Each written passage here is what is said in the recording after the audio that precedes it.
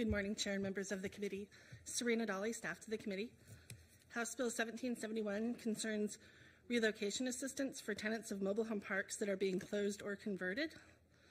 As background, the Office of Mobile and Manufactured Home Relocation Assistance within Commerce provides general assistance to mobile home resident organizations, tenant organizations, and community owners. Among its duties, the office provides financial assistance to homeowners under the Mobile Home Relocation Assistance Program when mobile home parks close. The program provides assistance on a first-come, first-served basis to owners of mobile homes located in parks that are scheduled to be closed or converted to another use.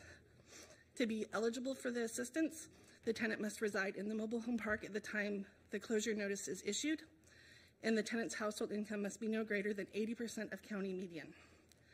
Eligible tenants may receive up to $17,000 for a multi-section home and $11,000 for a single-section home, which is distributed in 2 payments. The initial payment of up to $12,000 or $8,000 respectively may be used to relocate the home or secure alternative housing.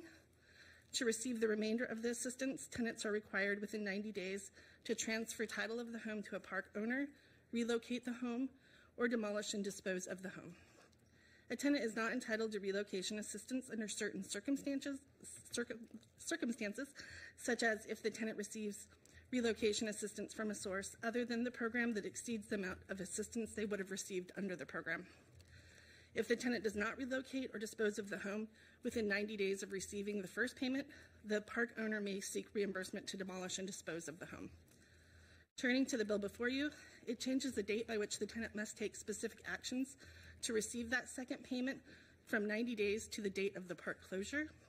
In addition, a tenant removing a home has 12 months from the park closure date to reinstall the home in another location and still receive the second assistance payment. A tenant is also eligible for relocation assistance if they sell or gift the home to a third party, with the condition that the third party is responsible for removing the home on or prior to the park closure date.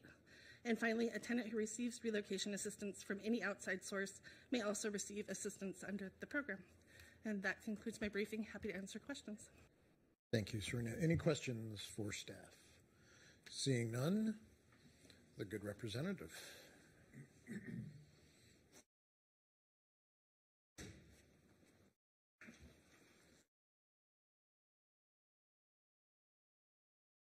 Go ahead, you're good. Thank you, Mr. Chair, members of the committee.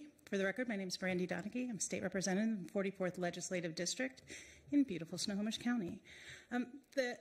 The idea of this bill is to help those who have made an investment in their mobile home properties when the place where they are renting their space closes. And unfortunately, when it comes to mobile homes, you can't always hang on to that investment like you can with houses that are on permanent foundations, because you have to be able to move, and that can be really expensive. This program to help those who do have to move their units because the parks are closing is one way to ensure that they're not facing additional hardships from just losing that location that they're already in, and it will help prevent people from falling out of housing and into homelessness. However, the way it's set up, the time frames created do not adequately meet the needs of those who are receiving that assistance. As we know, everything has slowed down to a crawl. And so by pushing out these dates, it ensures that people can still take advantage of the program, be able to move their properties, or be able to walk away from their properties and have somewhere else to go without being penalized because the vendors who provide those services to help move aren't available. Thank you. Any questions? Representative Donaghy. Seeing none, thank you very much. Thank you.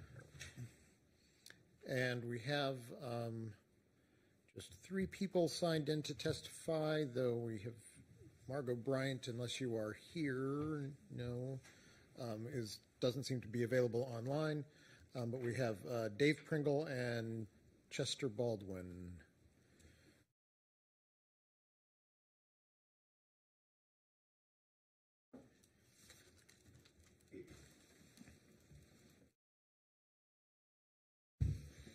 Floor is yours. Go ahead, Dave. Thank you, Chair Peterson, and thank you to Representative Donaghy for bringing this bill forward, and welcome members of the committee. I'm Dave Pringle with the Department of Commerce. We're signed in support of House Bill 1771. The bill before you, as staff and Representative Donaghy talks about, adjusts the timeline issue that we're seeing as some residents that are eligible for manufactured mobile home relocation assistance are having trouble meeting. As you know, the department is notified of planned closures of parks, and our response team works to connect with residents once we receive that notice to help them transition.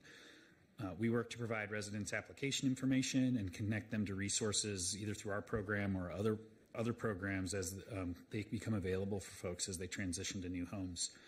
Financial assistance specific to the relocation program due to closure comes from fees collected when a home is purchased in a manufactured mobile home community, and as well as a portion from the community owner's annual registration with the Department of Revenue. And as noted, the 90-day window for a resident to move, transfer title, or dispose of park can be difficult to meet.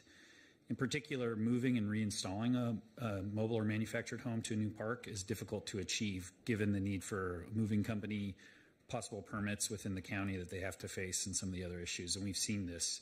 It limits their ability to meet this deadline and ultimately receive the assistance that they're otherwise eligible for. So between August 2021 and September 2023, our program received notices of closure for 11 parks. And in 2022, 30 households applied to the program with the intent to move their home, but only one was successful in doing that within the 90-day timeline. And so we're hopeful that this small change might help people meet what they're trying to accomplish as they're transitioning homes. Happy to take any more questions if they're there. Questions? I'm seeing none. All right. Well, thank you for the work on this, and we will certainly continue to delve into the issues around these homes. Thank you. And I am seeing neither Chester Baldwin nor Margot Bryant is not available online. All right. So with that, we will close the hearing on House Bill 1771. And we will open the hearing on House Bill 1690.